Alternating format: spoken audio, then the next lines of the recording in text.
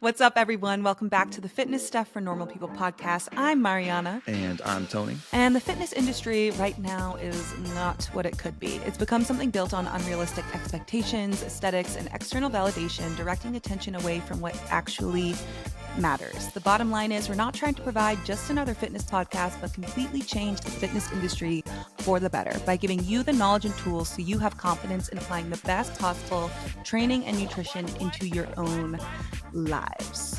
Where today we are talking about the top 10 reasons your workout isn't getting you results or why you're not making progress. Progress is really complex. A lot of things go into it, your diet, your recovery, but your workouts can either be what pushes you forward or what keeps you at a standstill. These are the biggest problems that are preventing you from making progress in the gym. We're going to tell you how to fix them or avoid them. And before we get into that, if you want to make us happy and you want to support us, the easiest way you can do that is by giving us a 5-star review wherever you're listening to us. And you can also go ahead and follow us on Spotify. That way you'll stay up to date on every new episode because you don't want to miss out. And if you want to get more after each episode, join us over on Premium for just $5 a month, where you get a bonus episode every single Friday where we answer your questions. Full training programs like our high frequency full body training program, my personal favorite, our ultimate push-pull leg program, and our newest program that is set to drop in just a few weeks. You also get other sick perks like weekly Legion supplement giveaways, exclusive discounts for companies like Fora, Examine, and so much more. The sign up for that is going to be down in the show notes below. Again, it's just $5 a month. That's nothing. It's like what, half a Netflix, a third of a Netflix account these days? I don't even know how much Netflix costs anymore. I never use it. I'm still on my friend's account. Shh, don't tell him. And a quick shout out to the sponsor of today's episode, Legion Athletics. And bro, let me tell you something. I've been using the Pump Surge products on top of their pre-workout, and since it came out about, a month and a half ago, I think it came out about somewhere around there. And it completely changed my mind on how I feel about pump products. I've known they've been a thing before. I just haven't been super into them that much. I haven't tried them that much. And the pump plays a decent role in muscle growth. It increases the nutrients delivered to your muscle, the anabolic signaling from the cell swelling, and the metabolic stress it puts onto the muscle during your training. But the one thing I didn't realize was the insane boost in mind-muscle connection during my training, especially those like harder to feel muscles, like exercises on your rear delts or your glutes, which can be tricky to feel if you're doing them right. Holy crap, does it give you a better mind-muscle connection? Just the contraction's unreal. Every single rep, I didn't know how good some of these things should have been feeling until this point. So if you lift weights, that's a product you might want to check out. It goes on top of their pre-workout.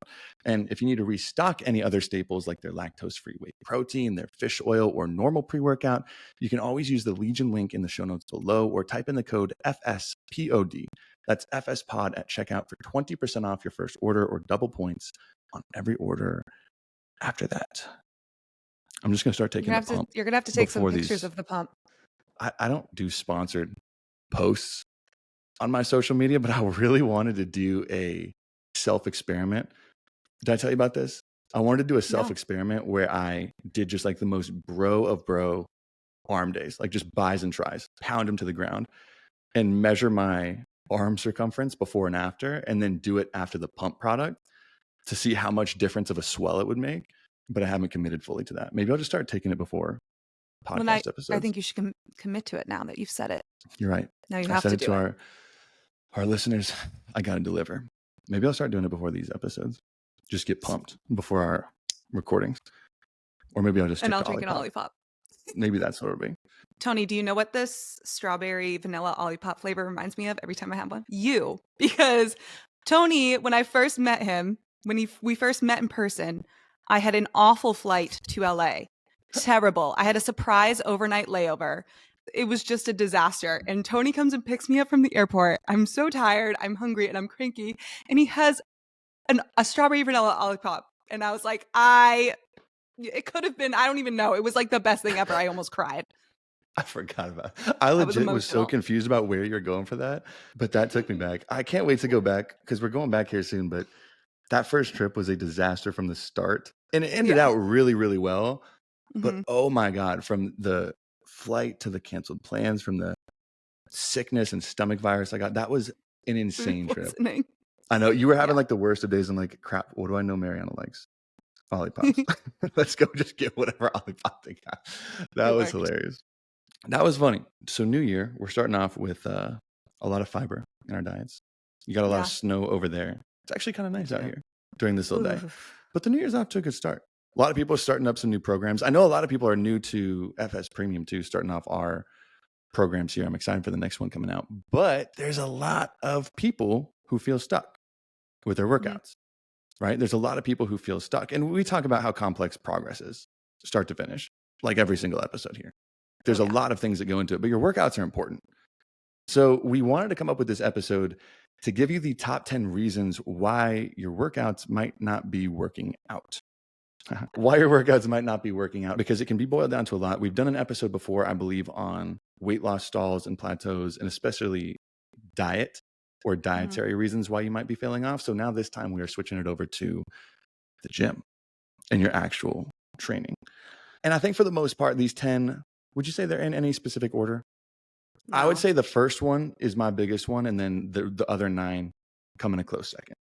But I would put the first reason off the top.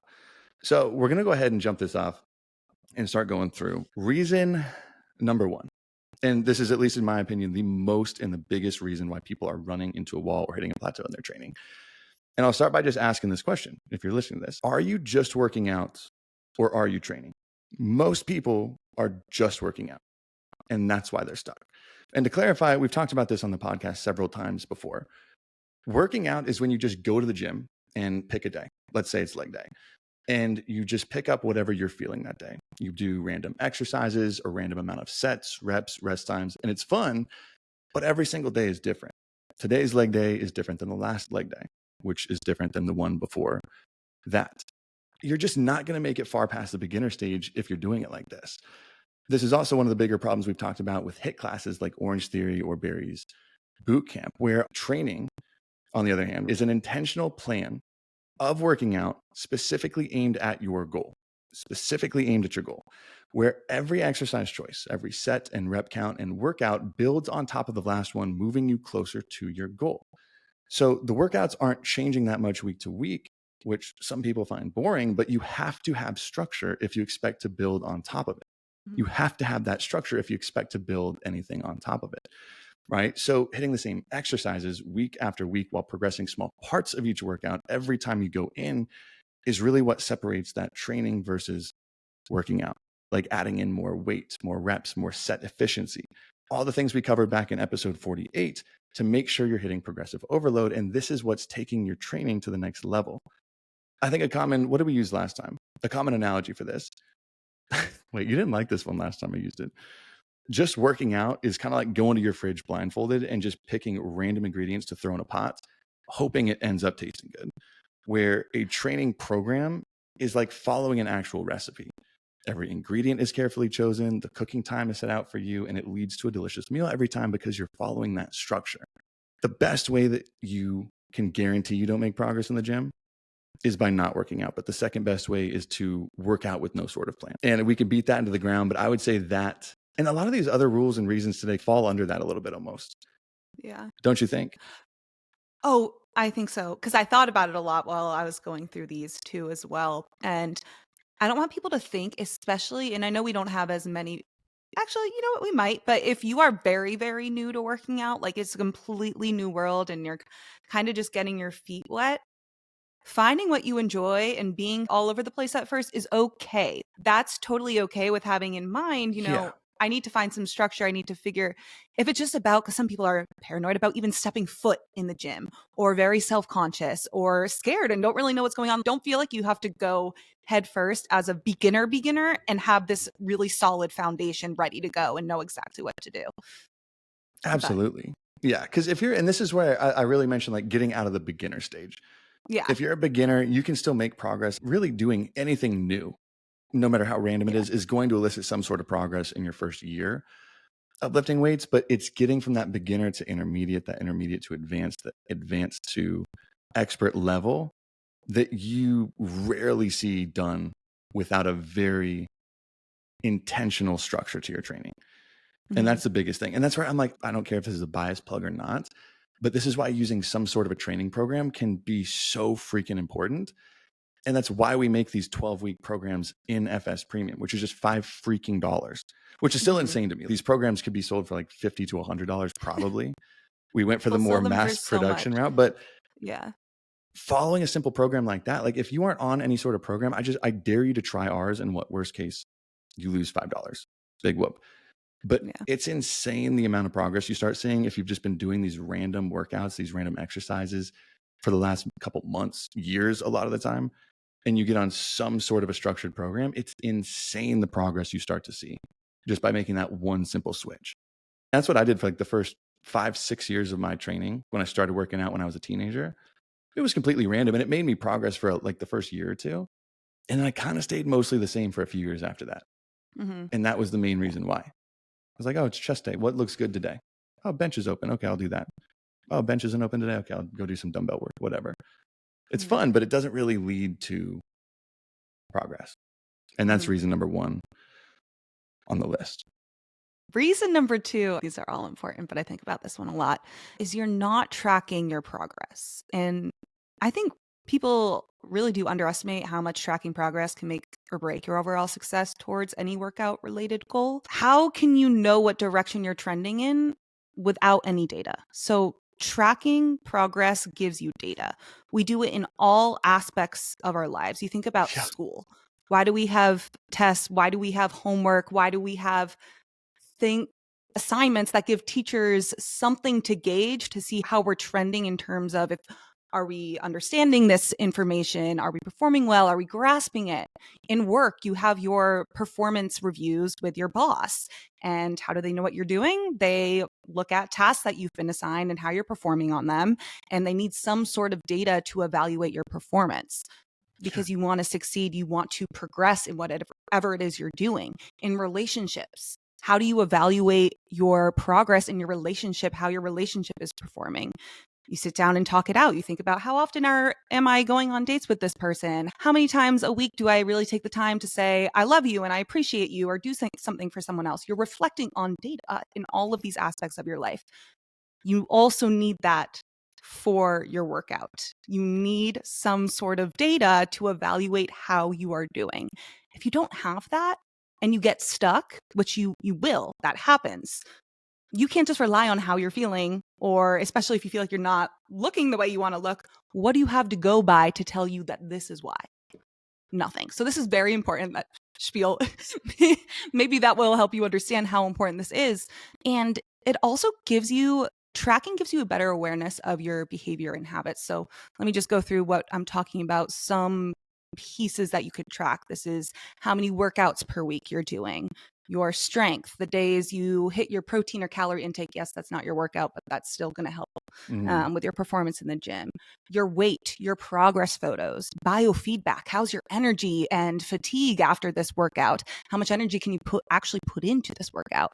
So these are things that you could track, and you can see, okay, how am I performing? Oh my goodness, I haven't been able to increase my weight on this exercise in over a month. Like, and I feel what's going on here.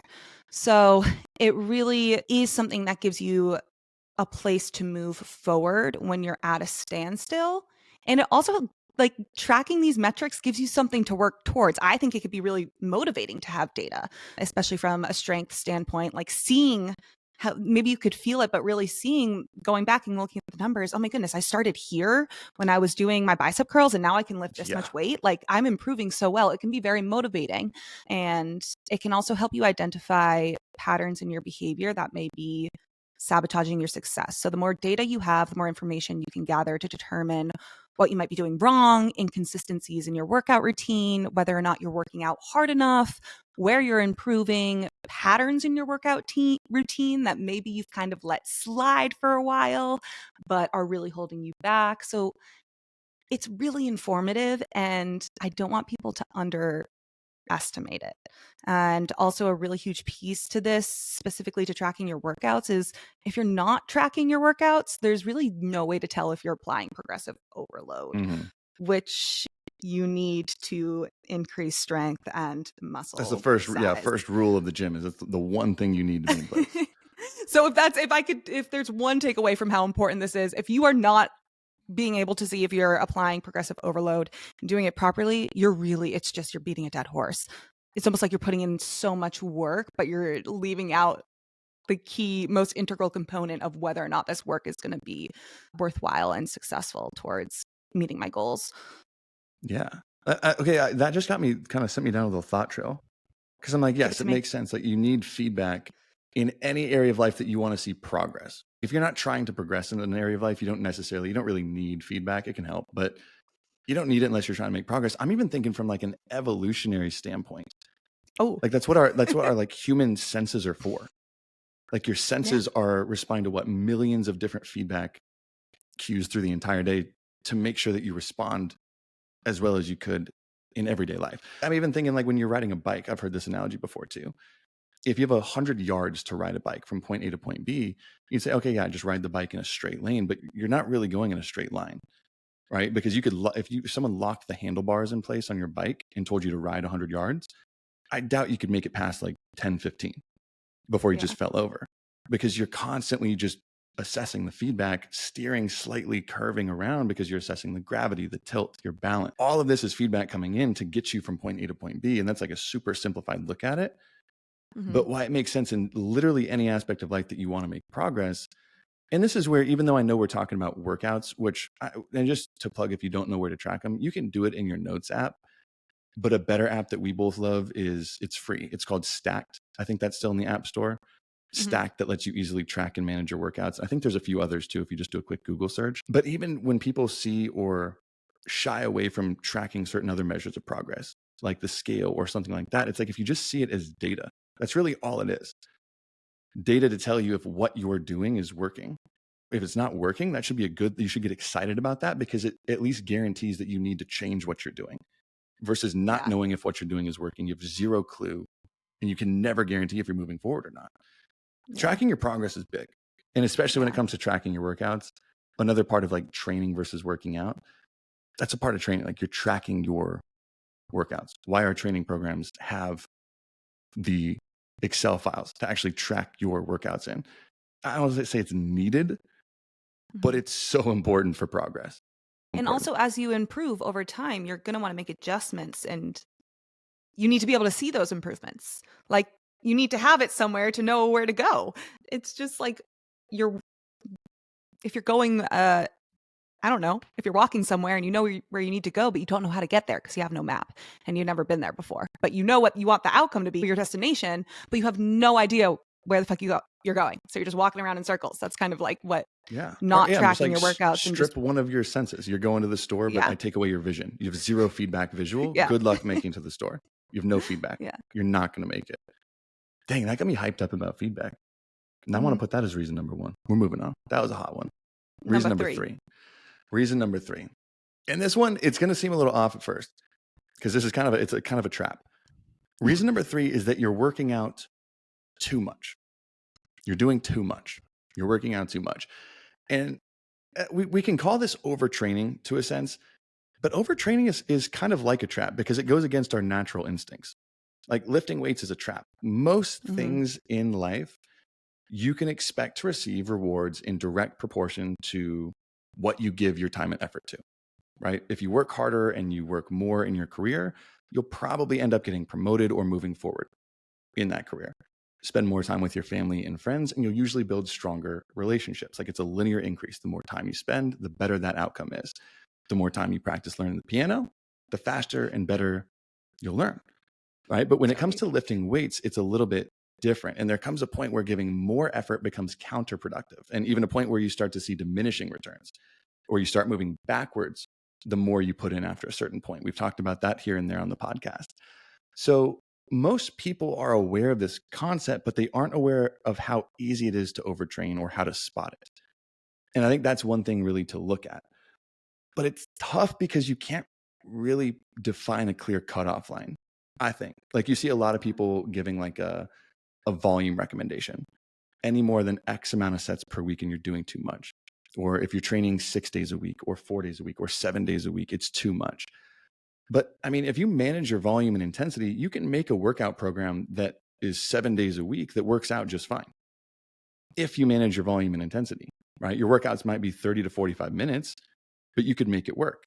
But the same thing could happen where you could also be overtraining by just working out 4 days per week. If you're spending 2+ hours working out a single muscle group, doing set after set after set on chest, on glutes, on whatever, that's doing too much, right? So a 7-day per week program could not be enough, and a 4-day a week program could be too much.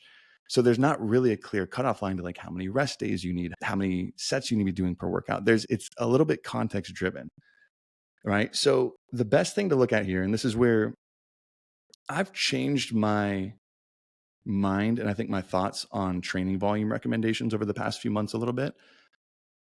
But I think the easiest way to look at it is you can usually find a cutoff point by just counting how many hard sets you're doing on a muscle group throughout the week. For example, and we've talked about this in our training program episodes, if you're doing like an upper and lower body split 4 times a week, so you have 2 upper body days, 2 lower body days, and you do 8 sets on your chest on each upper body day, you do that twice a week, that is 16 total sets on your chest per week.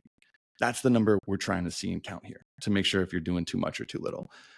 Now, it's clear to set a cutoff point. The optimal range is a little bit different, I think, than I used to think. I think in our first training program episode, that was almost a year and a half ago, 2 years ago. A while ago, yeah. That was that was a long time ago. At least my recommendations have changed a little bit, but instead of a blanket number, I think it's better to set this cutoff point based on how experienced you are or how many years you've been training. And I think if you're a beginner, meaning you're in your first year of training, doing any more than 12 hard sets per muscle group per week is probably too much, right? I'm saying hard sets per muscle group per week, meaning 12 hard sets on your chest, 12 hard sets on your arms, 12 hard sets on your back, 12 hard sets on each muscle group, not just total, right? If you're intermediate, meaning around that 2 to 5 years of training, doing any more than 20 sets per week per muscle group is again probably too much. This means if you're doing legs 3 days per week and you're training your glutes for 10 sets on each of those days, and that's 30 total sets per week, that's too much. And keep in mind, I'm saying beginner, intermediate, advanced. These are how many years you've been training, not just working out, training, right? Following a set actual guideline. I want to be very careful on that. Now, if you're advanced, and this is where if you've been training for more than 5 years, which is not a big percent of the population, that's where it can get a little bit tricky. But doing any more than like 25 to 30 hard sets per muscle group per week is going to be a cutoff, but it can even be before that point. And if you're an enhanced athlete, meaning you use PEDs or steroids, you can typically handle quite a bit more for a cutoff point, like 35 to 40 sets per muscle group per week. But that's just because those performance enhancers enhance your ability to recover from that stress of training. So that's the only reason why, even though I don't even know how you have enough time in your week to do that, like 35 to 40 per muscle group. Unless you're doing 2 days, I just don't know. My head around that. Now, and just to clarify with this cutoff point before going on to the next one, these are hard sets. I said that for a reason. Hard sets, meaning sets taken within 0 to 3 reps of failure. And we know notoriously people, when left to their own devices, usually don't train anywhere close to failure. But there's going to be a subset of population that is doing this. And I see this a lot. I don't know about you, but I see this a lot in like female glute programs. Not just girls doing it, but like men, women, whoever's selling these programs where it's like a glute guide, where there's like 30 or 40 freaking sets per week just on glutes. I've had clients coming in that were doing this and they're like, why are my glutes not growing? It's like, because you're doing 2 to 3 times more than you need to be doing here. Yeah. That's where I see it a lot, or sometimes with guys and like mirror muscles, like their chest or their shoulders. Do you see that a lot or no? I see it with the glute workouts all the time. What is that? What was that challenge on TikTok? It's like the Russian, I'm going to get this wrong, hip thrust, like where you, I don't know, but it was this hip thrust challenge and it was like so many fucking sets in a sitting and it's insane. I'm going to have to find it. But was the trend like how you're going to walk away like your legs are shaking because you're so fatigued and that makes people think it's a good workout kind of a thing? Yeah. Because fatigue does not mean you had a good workout. If you're listening to this, how sore you are, how fatigued you are, that doesn't mean you had a good workout. But that's how a lot of these programs, we'll say, trick you into thinking you got a good workout. But picture this, like if you carry in all the groceries from your car in one trip into your house, your forearm is going to be on freaking fire. right? It's going to be fatigue. That doesn't mean you got a great workout. You're not going to grow massive forearms by doing that. But same thing kind of applies here to these workouts. How many people, when you were a kid and your mom be like, come help me with the groceries, and you're doing it in one trip. You put on whatever shoes are at the door and you do it in one trip. And your arm, oh my goodness. Yeah. Yeah, and then you're just waiting for someone to open the door. You're like, open the door. Yeah, shaking. Open the door. Yeah. That was funny. But and the point here is in doing too much, and if you're confused by this, because they're like, for a large part, more volume generally does equal more progress. But it's to that certain point where it's not that if you could do 30 or 40 high quality sets, you wouldn't make more progress. The problem is if you're able to do 30 or 40 sets per muscle group or on one muscle group in 1 week, I can almost guarantee that the sets, or at least more than half of them, are not going to be using a heavy enough weight, or you're not training hard enough or close enough to failure on those sets. Because if you were, there's zero chance you could recover from 30 to 40 sets per week. Because some people will do it. They'll do 30, 40 sets on their glutes and they'll be confused why they're not growing. It's because none of those sets are effective sets. And we're going to talk about that a little bit later, but none of those sets are effective. And I will say this head note, because I was saying like 7 days could work, 4 days could be too much. For most people, you're going to notice that you perform better throughout the week by taking at least 2 days off per week. At least 2 days off. So training 4 or 5 times seems to be the sweet spot. Yes, you can make 6 or 7 days work, but just being in this industry for over 10 years and talking to people, I've never seen it work well for someone that's past the beginner stage, at least. Yeah. And I do want to clarify this. When I say rest days, I don't mean go take a Barry's boot camp HIIT class. I don't mean go do something insane. I mean like rest. You can do active recovery. You can go on a walk. You can go on a bike ride. But I don't know if you've ever seen these people, but those people, it's like, oh yeah, it's just my rest day. I did a Barry's boot camp in the morning and I'm doing an Orange Theory tonight. What? People who work out don't, like a lot of people who work out don't know how to rest. I'm sure we could both speak to that at some point. Now it's like I forced myself to, but. Yeah. Oh, early on. Okay. Especially early on. I went through probably a few months at least when I was in my like 18, 19, the no days off team. Yeah. No days off. But I've told that like every time I take it back, I'm at 4 days per week. Now I've never noticed greater progress and performance than 4 days per week. That's my sweet spot now. Yeah. So that was reason number 3. Reason number 4. We've got some 3 hot ones to start. What's number 4? Yeah.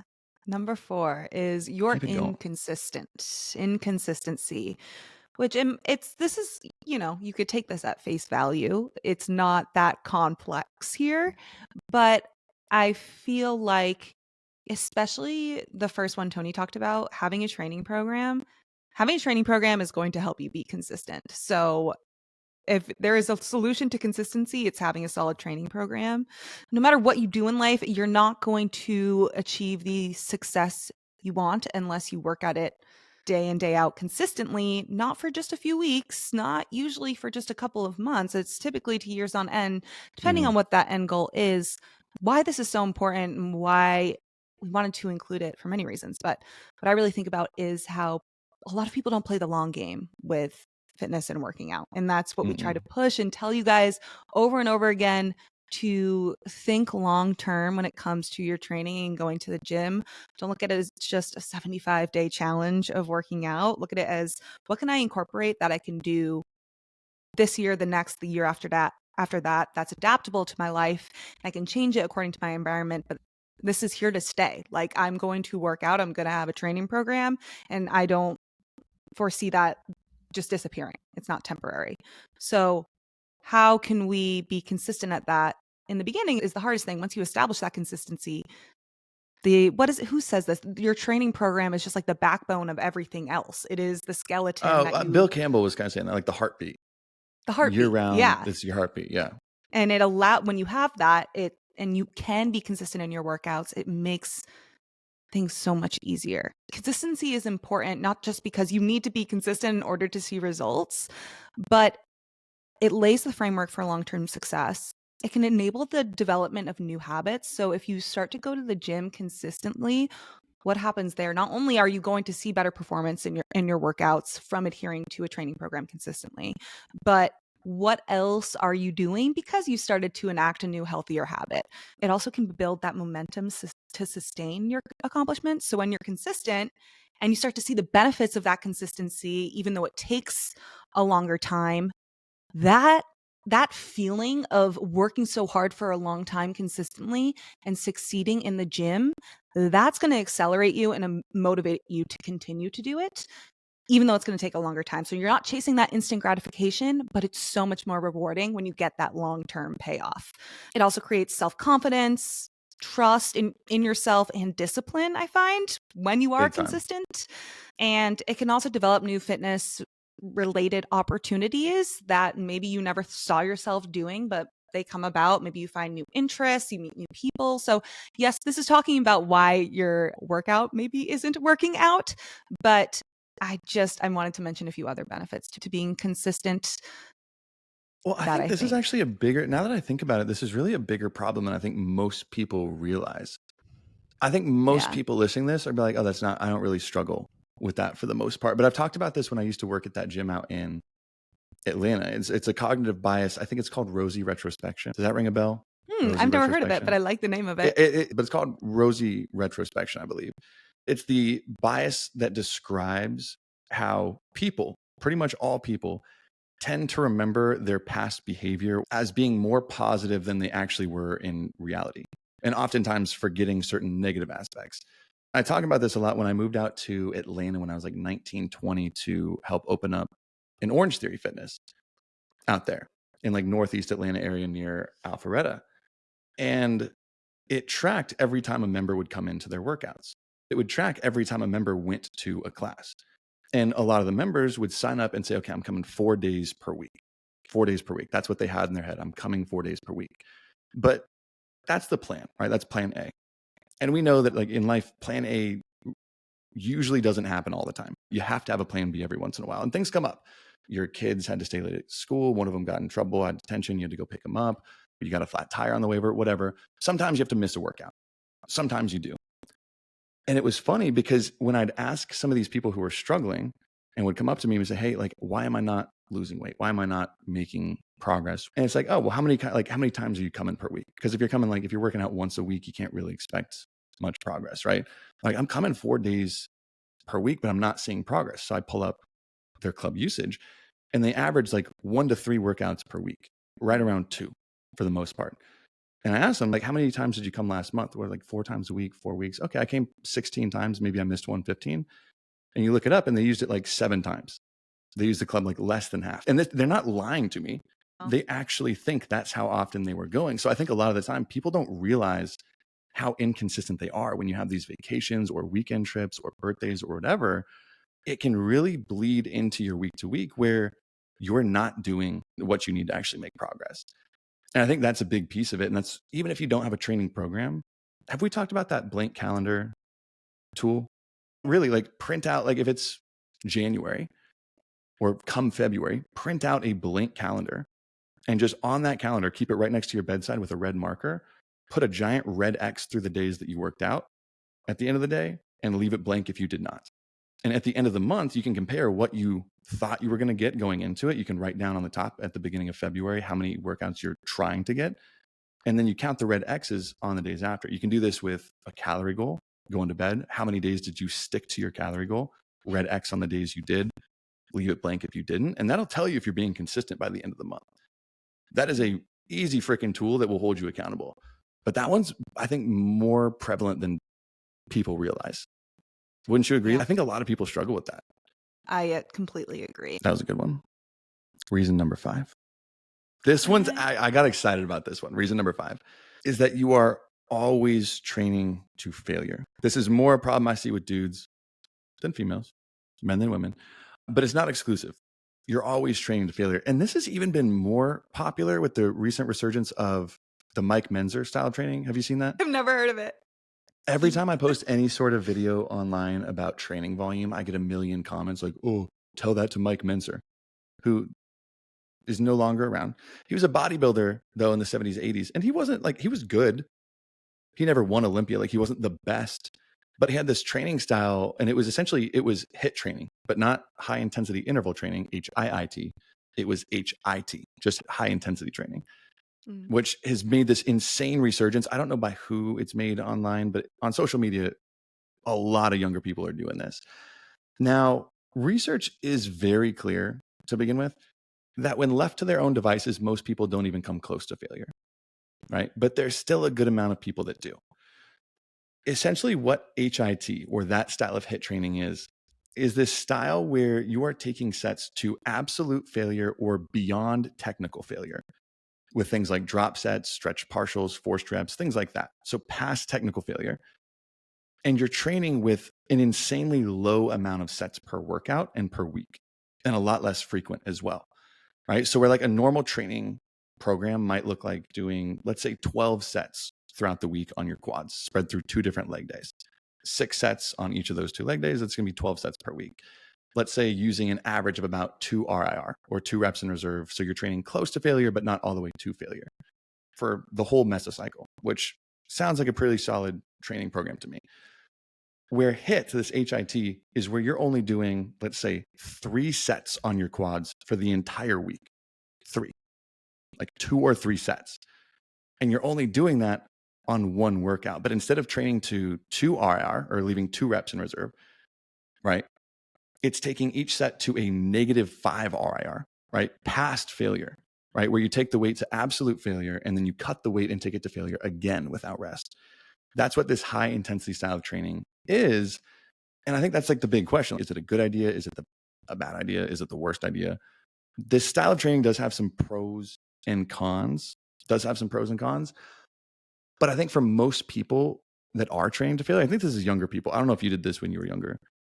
That was just what you did. No. Like every set you just took to failure, right? You don't count reps. You just go Well, until actually, you can't. yeah. Right? Yeah. That was what a lot of people who are in like that new intermediate stage do. But before we talk about that real quick, I do want to define failure because I think there's several definitions. Like the 2 main ones that most people use are absolute failure and technical failure, right? Absolute or muscular failure or technical failure. Pause real quick. Did you see? Okay, my video's back. That was weird. Did it skip for you or no? No. Oh, okay, cool. Unpause. Now, absolute or muscular failure is just defined as when, despite the greatest effort, a person is unable to meet and overcome the demands of the exercise, causing an involuntary set endpoint. That's the important point. Involuntary set endpoint. So basically, you don't just stop because it feels hard. You stop when your muscles physically are incapable of producing any more force to move the weight any further. That's absolute failure. Technical failure is what most, I think, fitness professionals use. And this is when you can't do another rep with the same form or technique as when you started the set. So once your form is altered, that would be considered failure.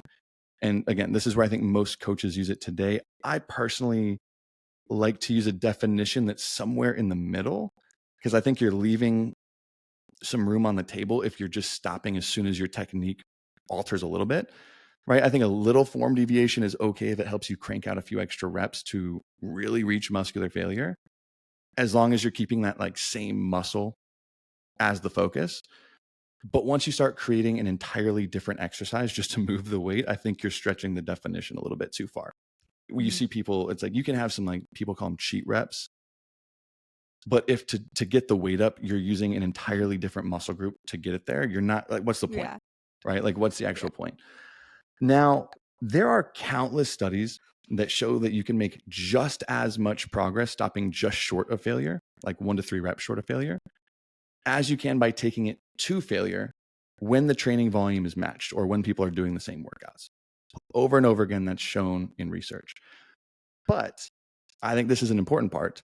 This is when people are in a controlled environment and they're completing the same workouts, right? Like in a study, you're checking it in. You're not leaving people up to their own devices. Research now is also very clear, and this is, I think, kind of interesting, that the last 2 reps in particular to failure are disproportionately fatiguing compared to stopping just before that. You see an insane amount of the fatigue that you get from a set in those final 2 reps compared to every rep before that. If you're doing 20 reps, rep 19 and 20 are where you're going to see a disproportionate amount of fatigue come up. Okay, so, and just for those listening, like, fatigue is not a good thing from a recovery standpoint. But what I've noticed is if you're always training to absolute failure, you're not going to be able to truly do as much high quality sets through your entire workout or through the entire week as compared if you're just stopping short. And like, for an example, I just was doing bench press and I posted it on my stories on Instagram the other day. I was doing 3 sets of 5 reps at 315. And 315 pounds for me is about an RPE 7 when I do 5 repetitions, meaning that's the weight that I could do 8 times, but I stop at 5. I stop at 5, even though I could crank out 8 total reps. And I do that because for all 3 sets, I'm able to do 5 repetitions. Set 1, set 2, set 3, I can do 5 repetitions. Where if that first set, I take it to absolute failure, I do 8 reps. I guarantee you I'm going to be so fatigued on the second set, I could maybe do 3 or 4, maybe 5 if I'm lucky. And I guarantee you the third set, I could probably do 2 or 3, maybe 2 or 3 if I'm feeling good. So would I rather have 3 highly effective sets or 1 and then 2 kind of half-ass sets? That's the point I'm trying to make. When you're taking things to failure, you're going to have some good sets, some effective sets, but more than half of them probably won't be as heavy as you could be lifting. And that's the point I'm trying to make here in most training programs. So the goal is really to make sure that your training is minimizing fatigue while still getting the same hypertrophic stimulus needed for muscle growth.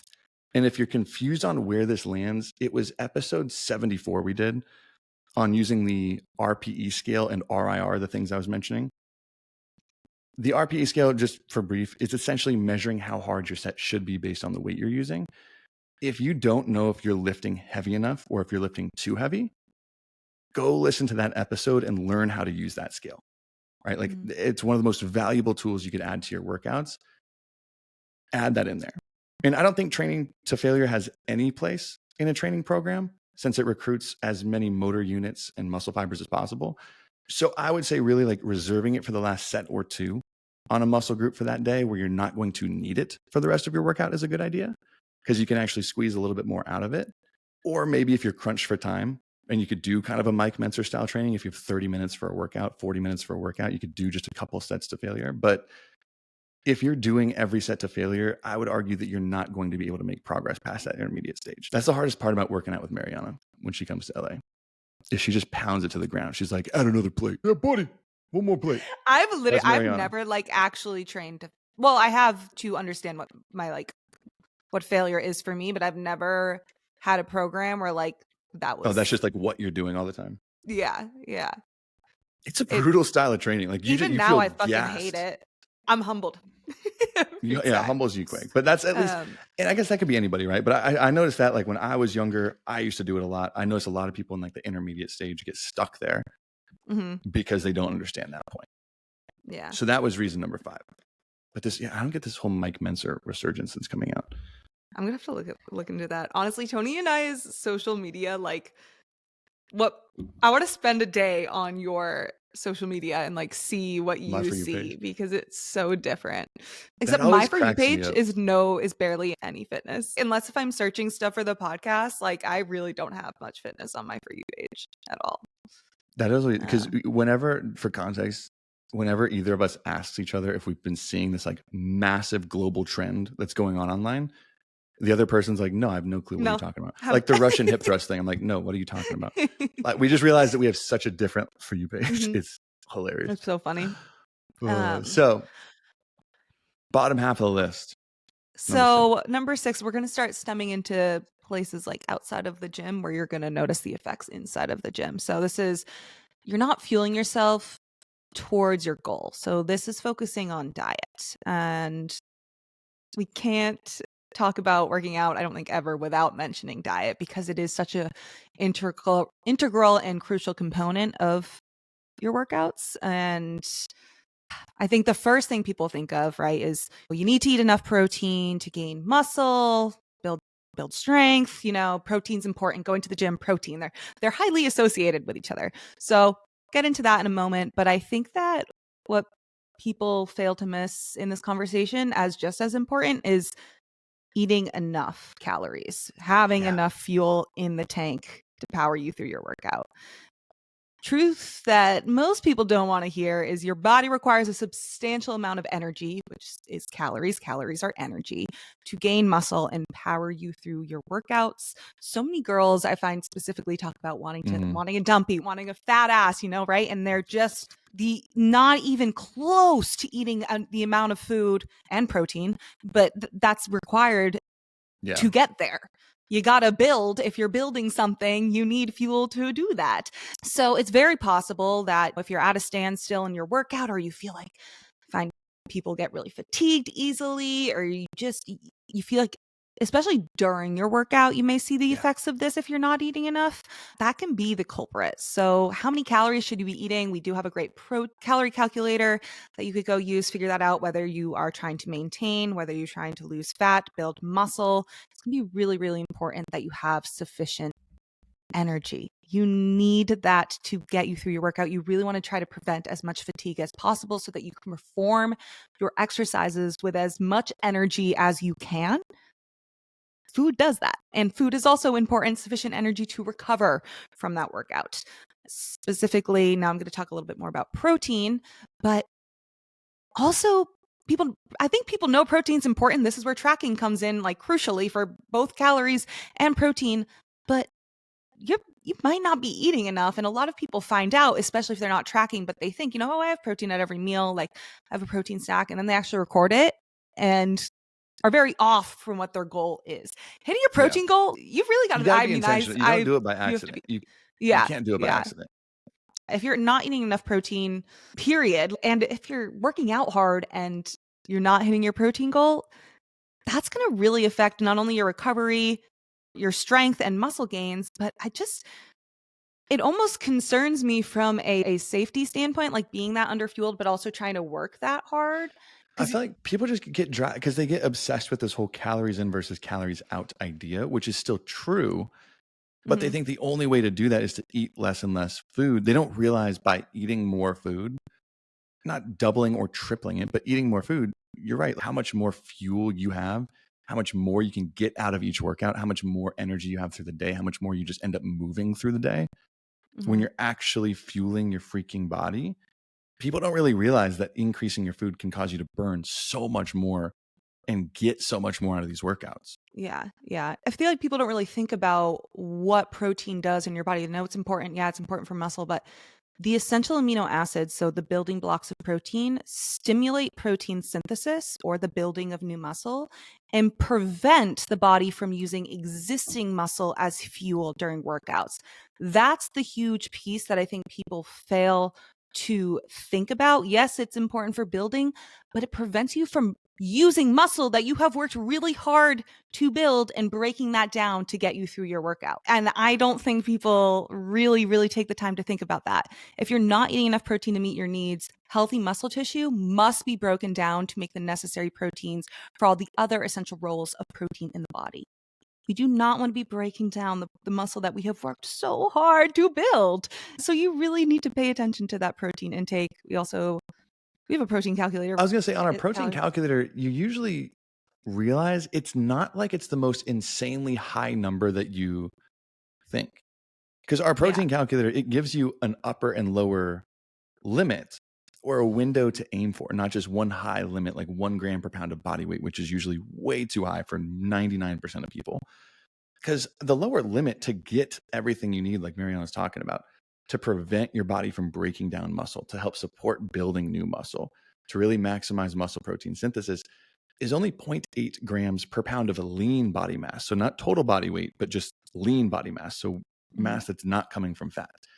And that's not as high of a number as most people, I think, have the idea in their head from seeing all these videos online of just 1 gram, 2 grams per pound of body, whatever it might be.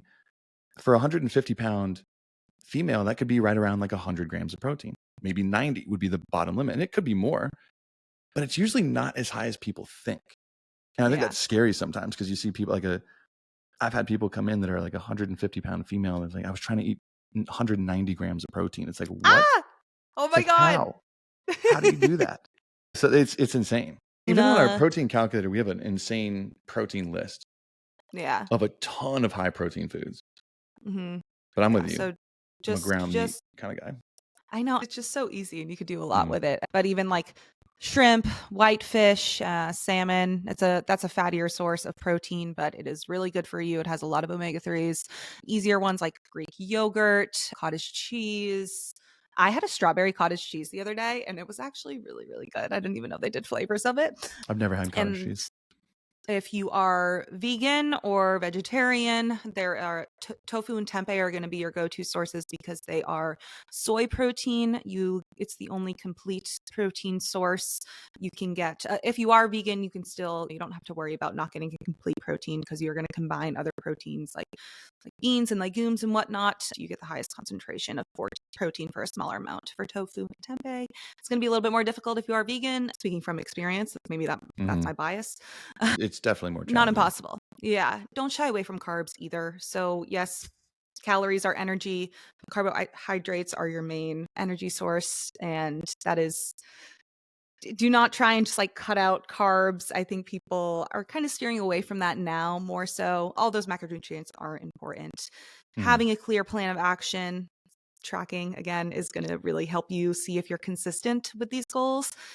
Building muscle or losing fat is going to require planning and tracking, not just your workouts, but also your food. And I'm not saying that's a forever thing. It will help you get this foundation and help you towards consistency as well in the beginning, especially, but can't Gotta neglect feed that yourself. piece. Yeah. Gotta feed yourself. Yeah. You could be working out. You could have the best designed workouts and training program. You could have the perfect dialed in intensity, but if you're not feeding yourself, you can't expect to move, right? Like the workout puts the train on the tracks. Nutrition's the coal that goes in the engine, right? That actually moves you. Now, that leads us into reason number 7. And this one's not even that long, but it's the opposite of rule number 5, is that you're not lifting heavy enough. You're not taking things as close to failure. Now, depending on the recommendations and who you ask, because there's a lot of different recommendations of how close you need to be taking things to failure, 2 reps short, 5 reps short. There's a lot of different arguments that can be made for it. No matter what, though, you have to generally be training within at least a few reps of failure to actually stimulate growth, right? To give your muscle the stimulus it needs to grow. And there was a really interesting study done in 2017 that actually found when subjects were left to their own devices and asked to take their typical 10 rep weight to complete failure. So they asked these subjects, these normal gym goers, on this exercise, what is your 10 rep weight? Choose it. Cool. Now I want you to take it to absolute failure to where we have to pick the weight off of you. Half of the subjects, 47%, but half of the subjects were able to do more than 16 reps with their 10 rep max weight that they thought they had in their head. Meaning that people in the study thought that they were using heavy weight, but in reality were nowhere close to where they needed to be. Okay, so this is just another way taking certain sets to absolute failure can be used as a tool when you don't abuse failure. Because if you're never taking things to absolute failure, you might not keep yourself in check, right? If you've been coasting for a while with the same weights and you take it to failure, you're like, holy crap, I thought this was right next to failure. I was aiming for 8 reps. I did 18. That's not uncommon. That's not uncommon. So that's where like using failure on, I call them like safe to fail exercises. So not like a barbell back squat, but doing like a bicep curl where it's like, what's the worst case when you go up to curl and you fail? Oh, the weight just comes back down versus like a squat where you are now crushed. But take some certain sets to failure, not just for the stimulus effect, but to keep yourself accountable, like hold yourself in check. And I cannot recommend enough learning how to use that RPE scale. That is the one tool that will better help you understand how much weight you need to be lifting on each exercise. So number 7 is just that you're not lifting heavy enough. And that's probably most people that go to the gym. Probably me sometimes. Definitely me sometimes, depending on the exercise, but that's all right. We always have areas to improve on for sure. We all do. Number 8, anything revolving around sleep. I just think about Tony as his specialty, but your sleep But is this not. time you're leading it. You're leading the I am, sleep and I section. stole completely from information Tony has provided me with in the past, which is not plagiarism if I say it up front because he educates me in the sleep world. Okay, but the most common repercussion of inadequate sleep that you probably think of right off the bat is your energy throughout the day, your energy in your workout. How many times have you had a shitty night's sleep and you go to the gym and you're just like, oh, like you have to half-ass a lot of what you're doing because you're tired. You don't have the energy, or you're relying on your pre-workout, and even after you take your pre-workout and you only slept like 3 to 4 hours, it's still just you're not putting what you're capable of putting into your workout. So I feel like that's the more intuitive thing you can think about is you want to get enough sleep so that you can put your best into your workouts at the gym and have enough energy to power you through your workout. Intuitively, it's what people often think about. What people don't think about, and this is something that I learned from Tony that I had never really thought about before, but are the hormonal impacts of poor sleep, inadequate sleep, insufficient sleep. And I found these just to be really interesting, but as little as 1 week of sleep deprivation lowers testosterone levels to that of someone a decade older. There was a really cool study. If you want to learn all about sleep, we have a whole episode, but these are just some of the snippets taken from there. That's crazy though. Like as little as 1 week of sleep deprivation lowers testosterone levels to that of someone a decade older. That's just a week. Like how many people do you know that just go through life kind of sleep deprived? Right. And it's so interesting to me how this is not talked about enough at all, especially amongst men who are so obsessed with, which makes sense. I understand that is a huge fear. You want to prevent your testosterone from lowering, and it is a good discussion to have, but no one talks about this, and it's really important. So I just found that to be interesting. And then you also produce significantly less growth hormone, being that 70% plus of growth hormone is produced in your deep sleep stages. So those are both anabolic hormones. So that's how you repair. Testosterone. It's how you recover. But yes. Yeah. So consistently over time, not having good quality sleep and not getting enough sleep, that's really, really, really going to affect those hormones that are important for building, repairing, and that is going to transfer into your ability to do that in the gym with your muscle. And another big piece to think about is your cortisol levels, how cortisol is affected by sleep. It's a catabolic hormone. So breaking down, think about that when you think about cortisol. And it decreases during the initial stages of sleep hours, and is seen to spike the night following a bad night's sleep. So having cortisol spiking after a poor night's sleep, that's going to increase catabolic processes in the body, breakdown. You want to prevent the breakdown of muscle, and chronically elevated cortisols can actually promote the breakdown of muscle. So think about it's like the perfect storm. Like just not getting sleep. It's like not only are the anabolic or building hormones suppressed, testosterone, growth hormone, through the freaking toilet, but the catabolic hormones, the things that are actively like breaking down, are elevated on top of that. Like it is the perfect storm. And it's just this one thing is what's impacting all this. It's nuts to me. Yeah. Yeah. And it also really can affect your appetite regulating hormones. So ghrelin is your hunger hormone and leptin is your fullness hormone. And it can affect the production of those two. You want them. A lot of people will see that ghrelin production can be increased or leptin production can be decreased. And that's going to affect how hungry you are throughout the day. It can really make you feel hungrier when you're actually not. But because you have insufficient leptin production and increased ghrelin production, you're going to have that heightened sense of hunger. And that is not... You do not want that. You don't want to feel like you don't have control over your hunger or fullness when it comes to having any fitness, health related goal. It's going to make it a lot harder to adhere to your nutrition goals. People, I don't know, like it just puts into perspective. Our body is doing so much when we are sleeping, and not just when we are sleeping, but the after effects, like aftermath of being sleep deprived. It's huge how that trickles into so many other processes going on in your body, especially muscle protein synthesis. And when you think intuitively too, like sleep is the only time when our body gets to actually stop and recover, refuel, we need to rest and recover to have the energy for all of the metabolic processes in our body going on to perform optimally. Sleep is important. Everyone knows that. That's why I was so pumped about doing that episode finally. It's the glue that holds everything together. It's nuts. Yeah. It's nuts. If you haven't listened to that one, I forget what number it was. It was Tony's favorite episode of all time.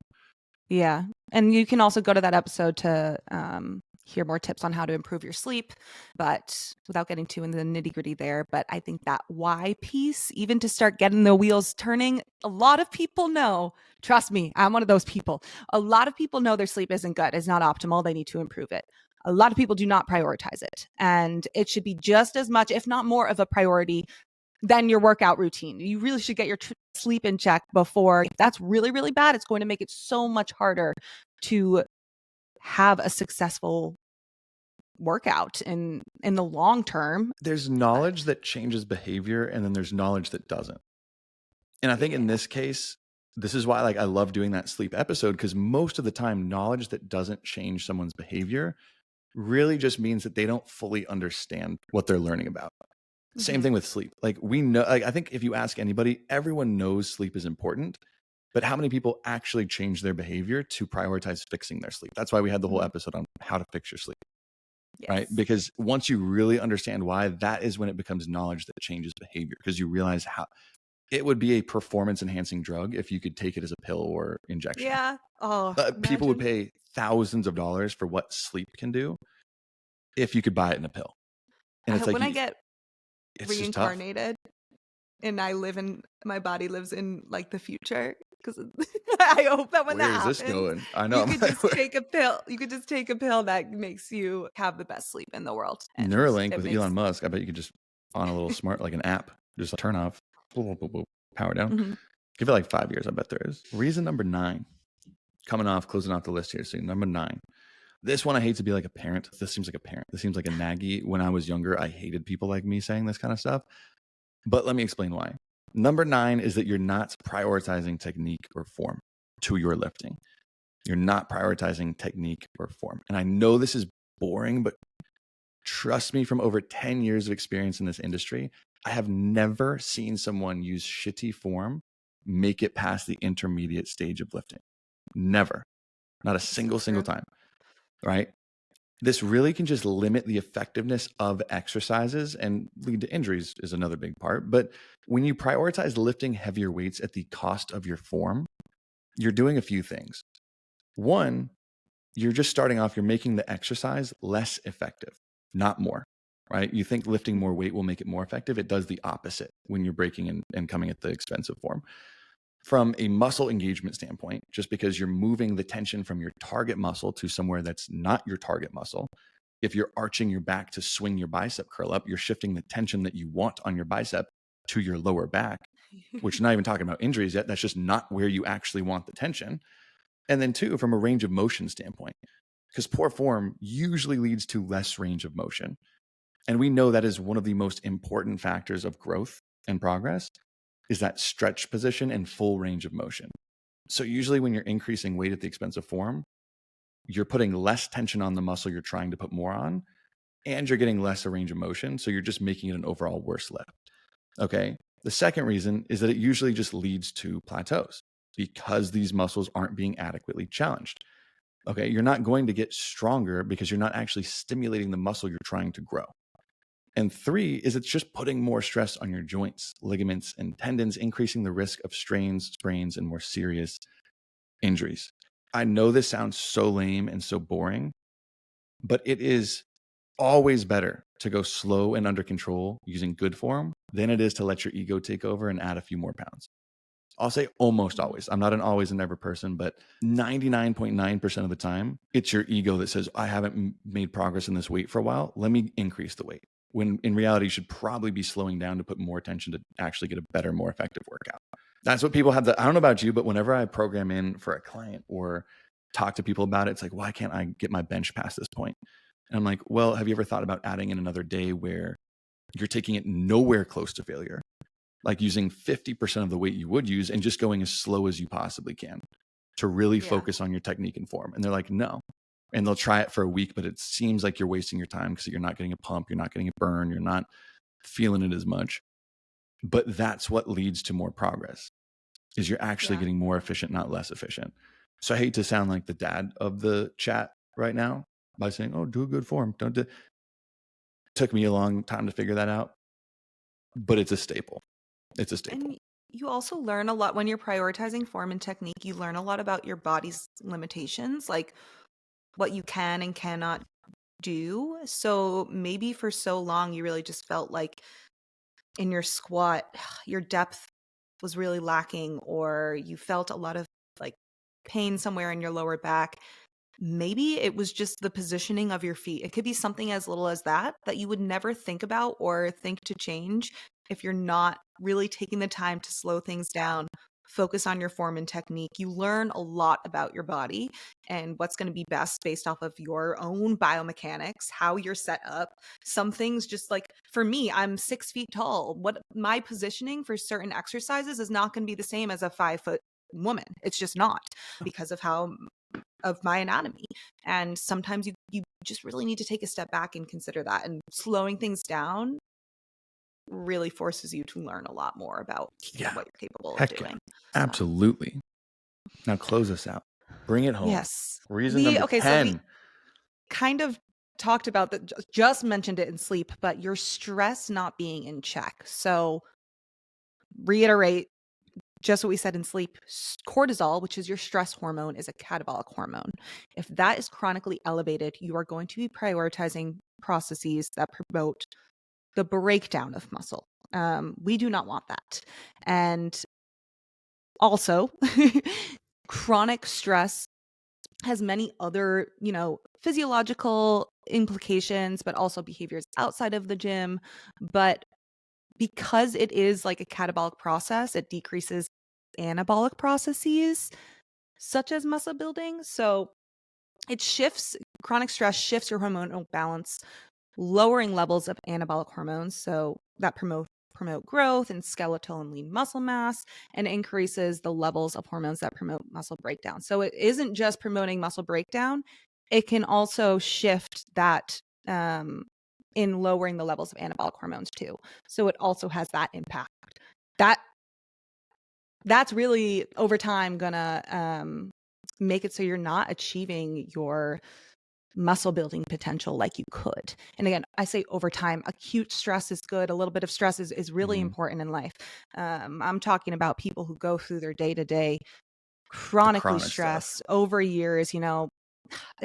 I mean, a lot of people in American society do that, going to a job they hate, and In a relationship that sucks, in a family yeah.